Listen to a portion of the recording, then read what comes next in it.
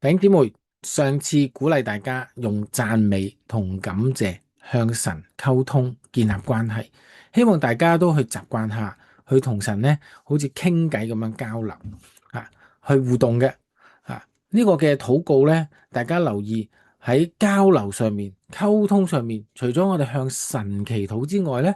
其實我更加希望大家咧可以加多一啲咧，就係聆聽嘅禱告。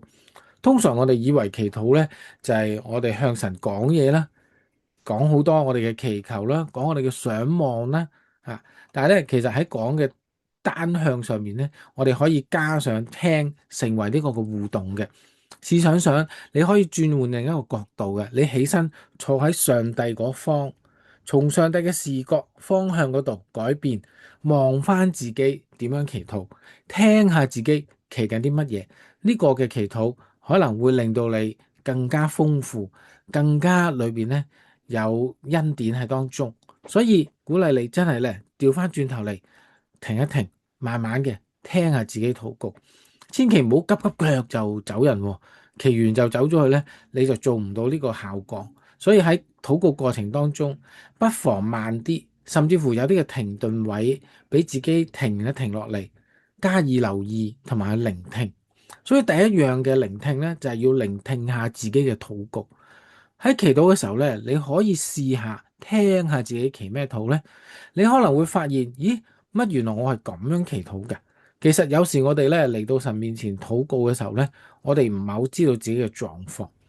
但係當你聆聽嘅時候，你會發覺，咦，原來我係帶住一啲嘅矛盾嚟向上帝祈禱嘅喎。原來咧我喺度埋怨緊別人喎。甚至乎你嬲緊啊，好憤怒啊。去到最尾咧，你憤怒到一個地步咧，你心裏面好多苦毒咧，就透過你嘅言語咧發咗出嚟。呢啲咧都唔係合乎神心意嘅動機嚟。但係當你聽到嘅時候咧，就感謝神，因為你聽到嘅時候，你發現咗你裏面嘅狀況，可能你係一個唔開心、好委屈嘅狀況，你明白咗自己嘅時候，你亦都知道上帝明白你、接納你加埋當你咁樣禱告嘅時候，你知道自己委屈裏面唔好嘅時候，你就交託俾主、卸俾主嘅時候，呢個就係上帝第一樣嘢要做嘅。佢唔係要去按照你禱告嘅內容去調整你嘅方向，又或者改變你周邊嘅環境。佢優先處理嘅就係要先改變你嘅心，改變你嘅態度啦，改變你嘅心情啦，甚至乎改變你禱告嘅時候嗰個情緒啦。呢個就係神要去改變我哋嘅一個好重要優先嘅情況，因為神顧念你，神愛錫你，就好似我初信嘅嗰一晚咁樣樣。我因為之前俾人欺凌，俾人咧打，所以咧搞到我好驚恐，好懼怕，每晚都發噩夢。發完噩夢咧都係處理唔到嗰啲嘅憤怒，亦都唔懂得去饒恕。但係有一晚，當我發完噩夢嘅時候，我嘗試去禱告，嘗試將啲事情交俾主嘅時候，神就做咗好多嘅事情，佢將平安俾過我。更加好特別嘅時候，就係喺我得着呢份平安嘅裏邊，神俾我去為到打我嘅人去禱告，求神原諒佢哋，更加咧為佢哋咧希望佢哋可以信耶穌禱告喎。呢個咧亦都係一個聆聽禱告上面咧另一個果效，就係咧上帝唔單單改變咗我心情裏面得着平安，更加改變咗我嘅諗法。係啊，弟兄姊妹，當我哋話聆聽自己嘅禱告裏面另一個層次咧，就係當我哋真誠咁樣面對上帝嘅時候咧，我哋有時會發現我哋嘅祈禱可能有偏離神嘅心意因為可能好似雅各書所講啦，4章3節嗰度提醒我哋，有時我哋求不得着，係因為我哋妄求，我哋所祈求嘅嘢咧，可能係出於自己嘅私欲，或者我哋自己嗰個嘅意思，而唔係榮耀神嘅，亦都唔係祝福人嘅。所以當你聽到呢啲禱告嘅時候咧，你會發覺，咦，我嘅禱告有啲唔係好對路喎。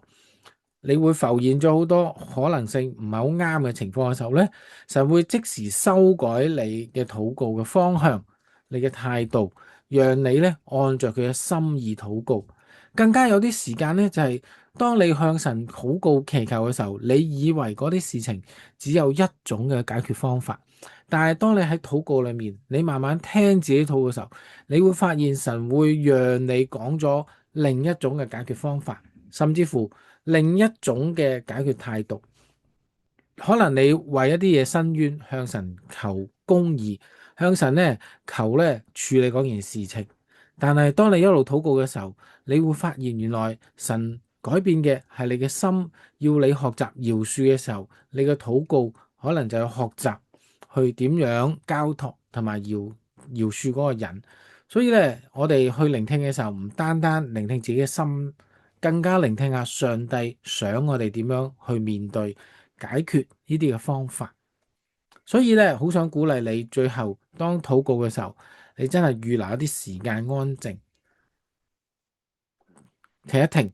問一問自己，咦，喺禱告嘅時候，心裏面有冇浮現一啲嘅諗法係自己未諗過嘅呢？心裏面有冇浮現一啲嘅經文係上帝提醒你點樣去回應你嘅禱告嘅呢？又或者係之前曾經有冇聽過嘅一啲嘅崇拜嘅講道，喺禱告裏面突然間諗翻起，可能呢啲嘅畫面、呢啲嘅教導都係神透過你自己嘅回憶去俾你一個嘅答案。就正如約翰福音第10章27節咁樣講，我嘅羊聽我嘅聲音，我也認識他們，他們也跟着我。當我哋去學習聆聽上帝嘅禱告嘅時候，聆聽神喺禱告裏面點樣回應我哋嘅時候，我哋要重視、留意、敏銳聖靈嘅聲音，唔係神秘嘅，係當我哋越敏銳、越願意聆聽嘅時候，聖靈嘅訊息就會用多方面嘅方法去提醒我哋，甚至乎你禱告完咗之後，過咗之後嚟緊嘅靈修、嚟緊嘅講道、嚟緊一啲嘅訊息。神就會喺嗰度咧回應我哋嘅禱告，教我哋點樣去處理嗰啲嘅問題。所以咧，你禱告完咗之後，你仍然要豎起兩隻耳仔咧，去等候神回應你。最後，所以咧鼓勵你，你去學習聆聽嘅時候，唔係叫你少講咗嘢，唔去禱告，而係好想你更精準嘅去講你嘅禱告，唔係叫你被動嘅唔講啦。而係叫你學習點樣喺禱告後順服。當我哋願意安靜，神就會同我哋講說話，感動我哋，提醒我哋，甚至透過聖經真理去塑造我哋新嘅想法同埋新嘅態度。